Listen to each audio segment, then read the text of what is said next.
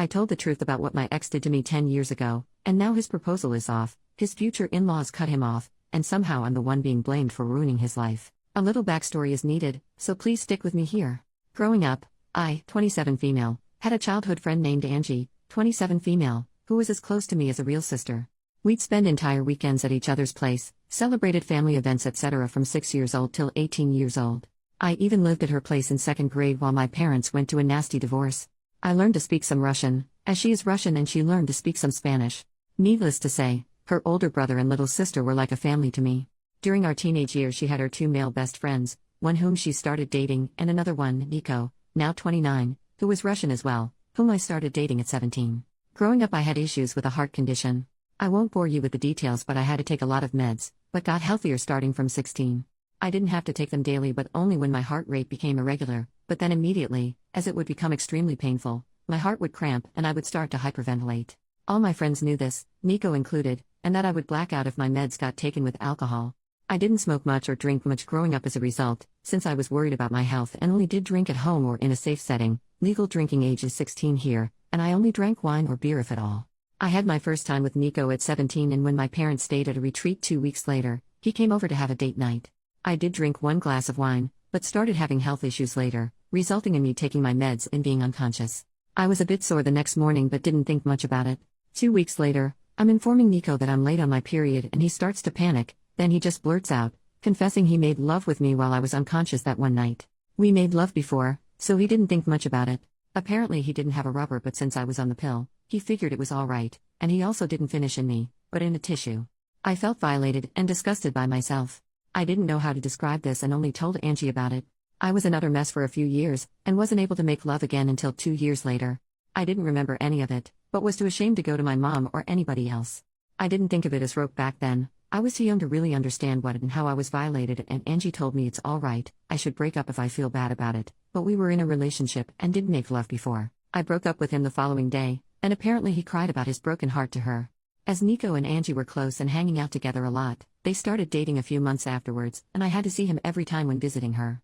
I told her I'm not able to see him, but she didn't understand where I'm coming from. The contact stopped and we haven't texted or seen each other in years. I still followed her and her family and saw that her brother is expecting his first child. As I was extremely close with her family, I just commented on the Insta post expressing my gratitude when he reached out to me.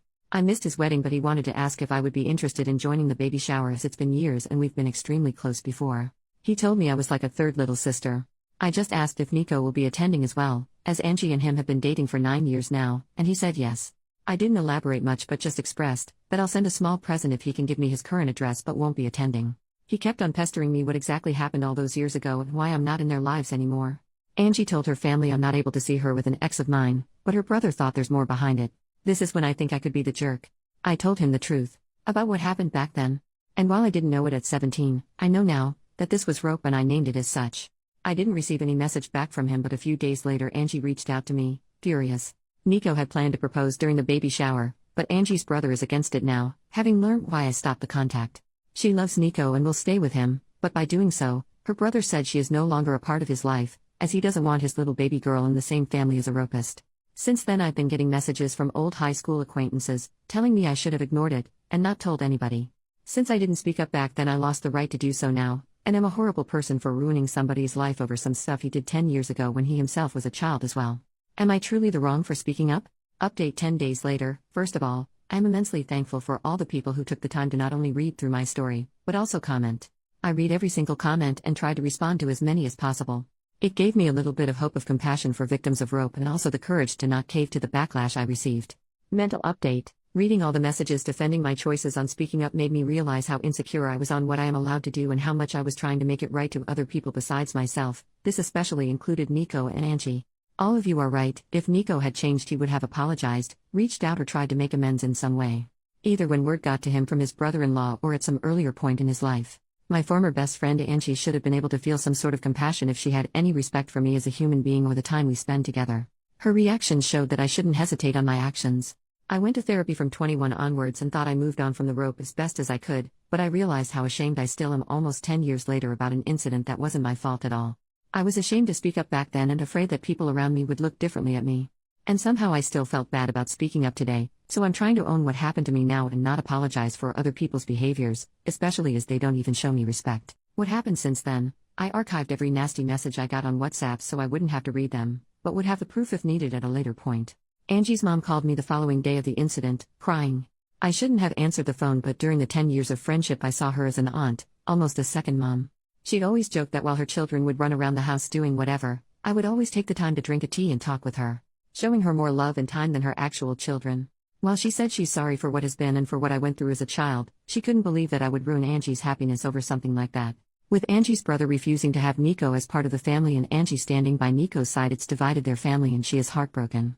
She has grown to love Nico like family as well and has known him for nothing more than a considerate young man who she knows will make her daughter happy. It wasn't nasty names or angry talk, just a heartbroken mother who faked to acknowledge my pain and saw the fault in me. Angie's mom tried to get me to apologize or to take it back, but I refused as I don't see the fault in me. With everything that has happened, I believe that Nico hasn't changed and is just hiding it better somehow. He can see how people are standing by him and supporting his behavior, so he won't have to change. And that is something I didn't want to indulge. Angie's mom not even once used the word rope, and I tried to correct her every time she talked about it, trying to name it for her to understand better, but she would just start sobbing more and it didn't make sense for us to continue to talk. Angie's mom used to be in contact with mine for some time, and she reached out to her after our talk. I was afraid that my mom would find out, since she's from a more conservative background. We had a long talk and I didn't get to see her, physically, yet, but she apologized for not being there for me or not making me feel like I can talk to her. I tried to calm her as best as I could, but when she asked me if my current partner knows I was used like that, I got angry. She was scared my partner would leave me if he found out, implying it was something that made me less precious or appealing. When she asked me to keep it a secret from our family abroad and in our country, I hung up. She was acting exactly the way I was afraid she would, as if it's something shameful. It was especially hard as I am trying my best to move away from the feeling of shame. She has since apologized, but it's clear that her view of me has changed. I don't yet know how to deal with it, but that's something to worry about in the next few weeks. As some of you suggested, I wrote Angie's brother, Sven, again and apologized for the mess, but I'm glad that it is out in the open and how proud I am that he's defending his family. I asked if his old email is still working as I would just send a gift card. He didn't respond, but I got a message from his wife 2 days ago. She thanked me for speaking up and informing them about Nico. There were apparently had a few moments that made her uncomfortable, some jokes Nico made, and in retrospective she can see why. Sven apparently informed her the moment he got my initial text, and both of them have since seen Angie but not Nico. She refuses to be in the same room or house as him, and same goes to their unborn daughter. Sven and Angie's mom has been at their place multiple times to beg to forgive Nico, and Sven caved a little. Angie and Nico will get married, Sven will attend but his wife will not. He is allowed in the family but not in contact with either Sven's wife or daughter. Those restrictions are not for Angie. Sven was suffering trying to ease his mother's worries and is not able to take a stand and cut them out completely. This is a compromise they made without his wife's approval, and she told me she's trying her best to cut them out of their life indefinitely. She wanted to move back, closer to her family as well, and thinks this is a perfect opportunity but isn't sure if she can follow through. His wife told me she's terribly sorry for all the issues that came my way and it has been a lot trying to handle the situation on their side. Sven knows it's not my fault but he doesn't want contact.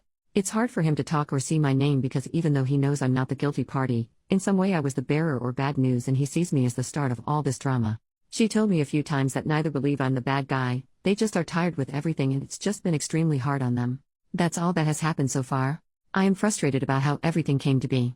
It feels like Nico will just continue with his life without having to be remorseful. I didn't want him to suffer, but I think some part of me wanted to at least receive some kind of apology for all the suffering I went through afterwards. I'm having to deal with my mother and her changed shameful view on me, and even though I'm happy it's all out, it's extremely hard to stand by my choices. My partner and my best friends both have been my shoulder to cry on during this ordeal. Especially my best friend was enraged for me, and I am extremely grateful to have both by my side. Right now I'm just emotionally drained, but I'm sure it will be better once a few weeks passes.